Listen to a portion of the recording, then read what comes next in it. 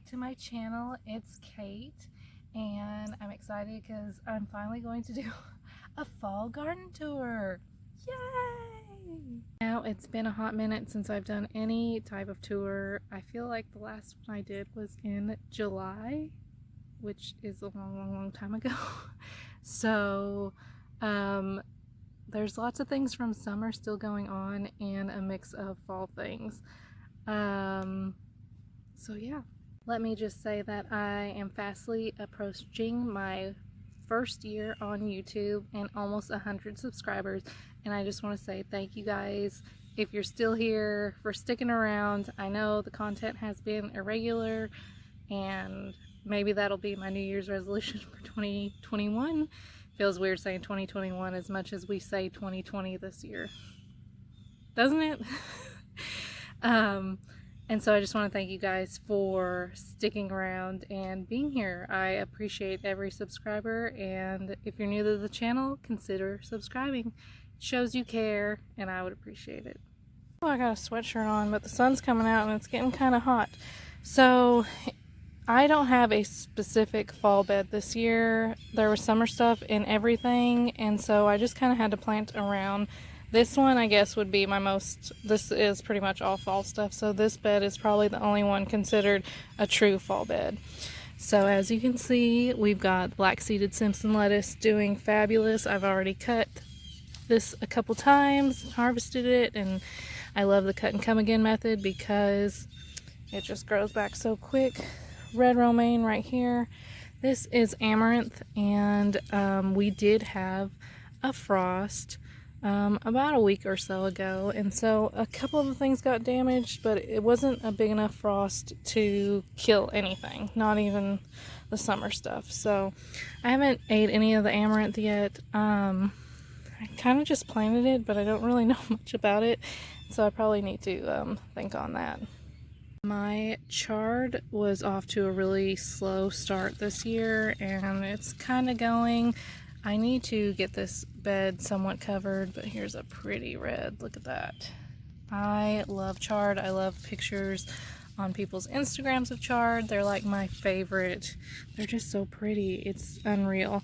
I have some pink and some other ones planted. It looks like just the red one and a white one has come up. So then we've got blue curled Scotch kale, which is looking good, and I've harvested some from that. Made Zuppa Toscana soup, one of my favorites, and we have the Lacinato dino kale in this next row. Everything didn't germinate as well as it usually does, so everything's kind of just sporadic. When I did a second round, these rows were supposed to look like that, and it just didn't. So this section is more actual like heads forming, and that's okay. More blue curled Scotch kale, and then we have some radishes. Let's pull a couple. These are the French breakfast. Look at that. I love radishes. They're honestly one of my favorite things to grow in the garden. They are so good. I know everybody has a love-hate relationship. You either love them or you hate them.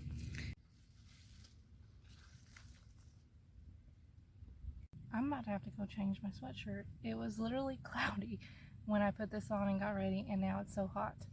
So this was also my first year growing bok choy, or some people call it pak choy, and it was doing really well where it had kind of cooled down and we got the frost and all that, but some of them are starting to bolt now, and I actually need to go ahead and just pick one of these. I think I'll just go ahead and let this one go to seed. I'll show you a close-up in a second of what it looks like going to seed, and this one isn't yet over here, this bigger one, and so I think I'll go ahead and pull that one, leave this one so that I can save the seeds.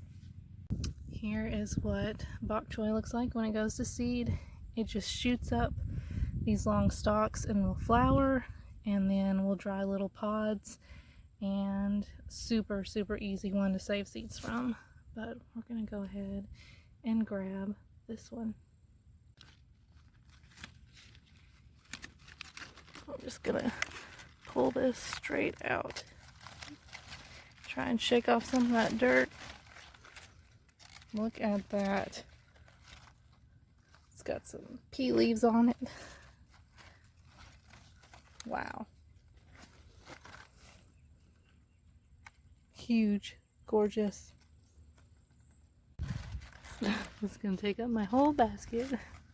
Excuse me, radishes.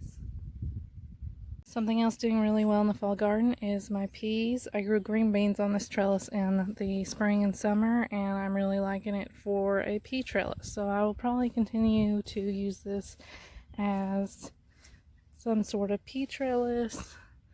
These are blue shelling peas, and they've got the prettiest purple pink flowers. So pretty. I love them just for their flowers alone. I think they're gorgeous. So as we walk along to the next part of the garden, as you can see, I still have tomatoes. It is a disaster, but I am still getting decent tomatoes, and I'm not mad about it. And I have my first cosmos from seed, which are absolutely wild and beautiful and just cray cray everywhere. Yeah, I haven't really been picking too much off of these. If I see a couple good ones, I'll grab them. As far as like the little ones, I haven't really been eating the cherry sized tomatoes. It is just, you'll see a lot of bad stuff in this video that needs cleaned, but I needed to shoot a video nonetheless, even though it's not all beautiful. Daughter number one's bed, all she planted and wanted to really clean out was arugula this year. She's kind of a slacker when it comes to her garden bed. Over here, this is another one that has some summer in it. I have green bell peppers that are still producing wonderfully. And then I planted some beets, which aren't looking too hot. Whatever this stuff is everywhere. It's a weed, but it's a weed or it's catnip. I don't know. What is this? Is this red Russian? I can't remember. It's some type of red kale, and it didn't do good over in the other garden, and it's not doing good over here, so probably retrying that for spring. I have a couple cauliflowers, which are not doing too hot either. And then these are the toy, I'm pretty sure these are the toy size bok choy. So you have a normal size bok choy, and then you have the toy one. They're a lot smaller. This one is probably ready. So yeah, I planted some toy ones and then the big ones, but they look good. Bug damage, pest problems have been inevitable for this fall, and I'm not treating them. I'm just letting things run its course. So you have like this one that's beautiful and this one that's like not so beautiful, and that's okay. In this same bed, I also planted a bunch more radishes. So we've got different kinds. That's another French breakfast. This looks like a cherry bell that I planted. I actually haven't tried the cherry bell one yet. And here's another kind. This is the white sparkling tip. See, it's got a little bit of a white tip. So yes, cherry bell, white sparkling tip, and then a French breakfast.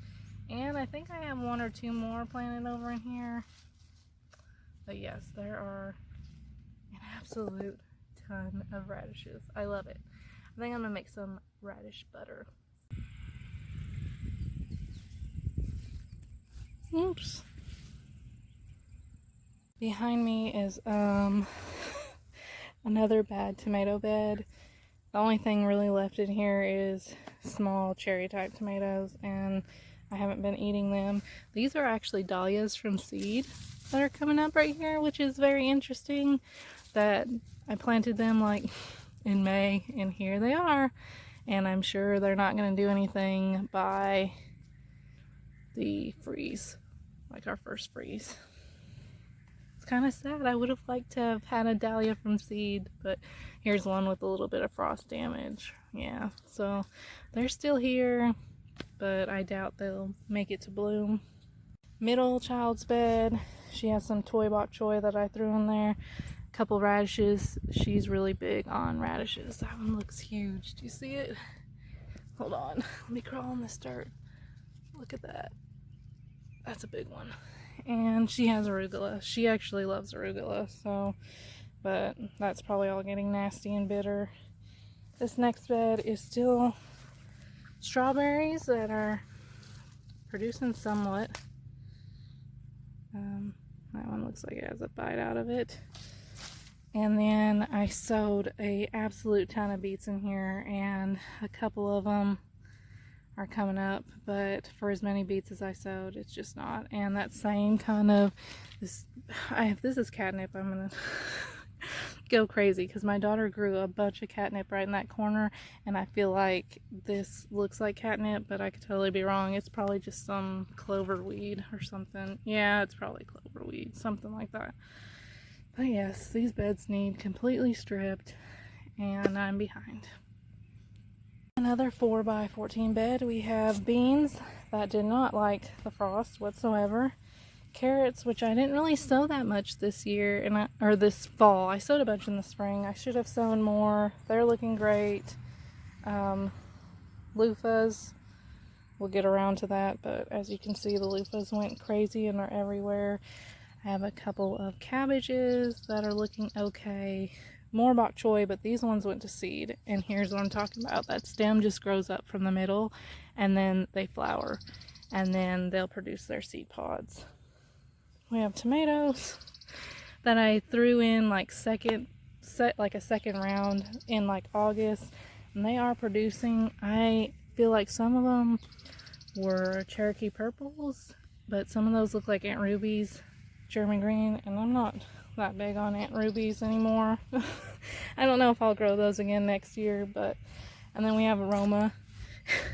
When the aromas are bad, I just throw them right there, which is awful because I'm gonna have stuff everywhere because I do that a lot. But it's still producing a ton of aromas, and I will pick the good ones and bring them inside that don't have holes. See, that one has holes. They are getting ate up pretty bad. We have the Mardi Gras Fun Purple Pepper, which is very prolific and still producing a ton of peppers. I really like this plant. I'll definitely grow this again next year. Red bunching onions. I have the worst luck with onions, so we'll see what happens with that.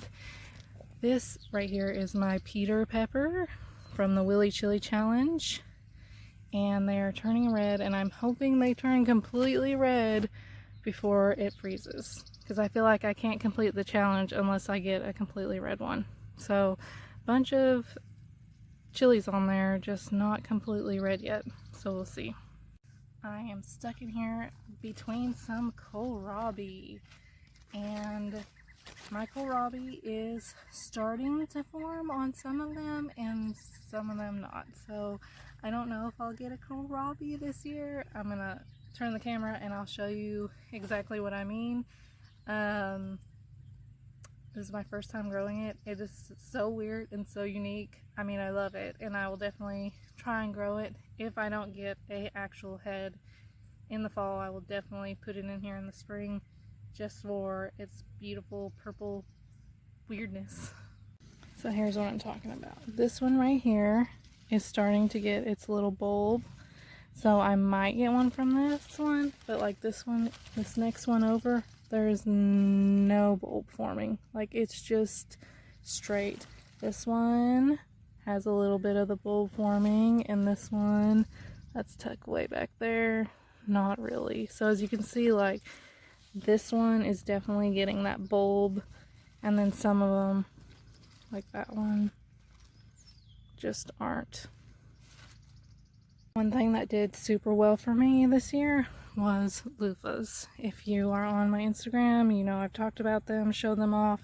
I still have 1, 2, 3, 4, 5, 6, 7, over 20 on here hanging on. Some of them are drying. I have a feeling I'll be having to take these off before it freezes. They're not all going to dry out before then, so, but very prolific.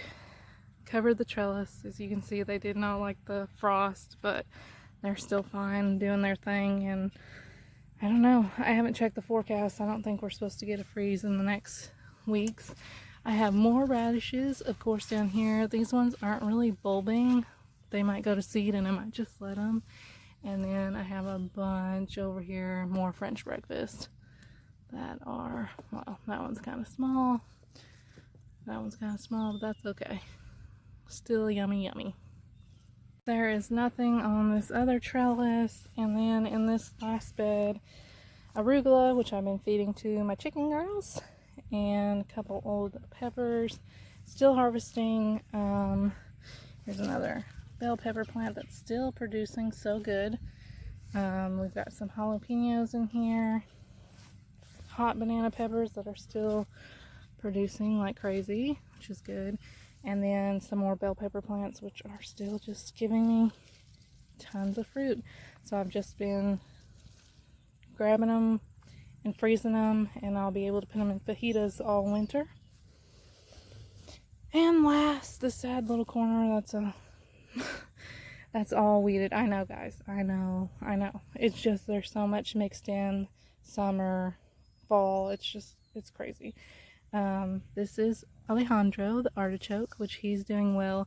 I actually need to cut him down and then mulch him, and he should come back in the spring, which is super exciting. And I might actually get an artichoke next year, so that's really cool.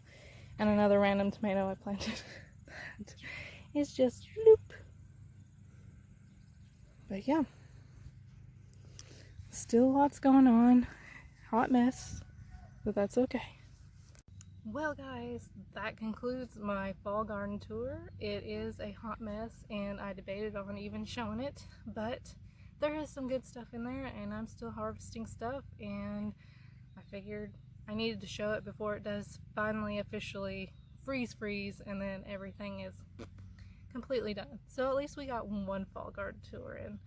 Thank you guys for hanging out with me, and I will catch you guys on the next video. Bye.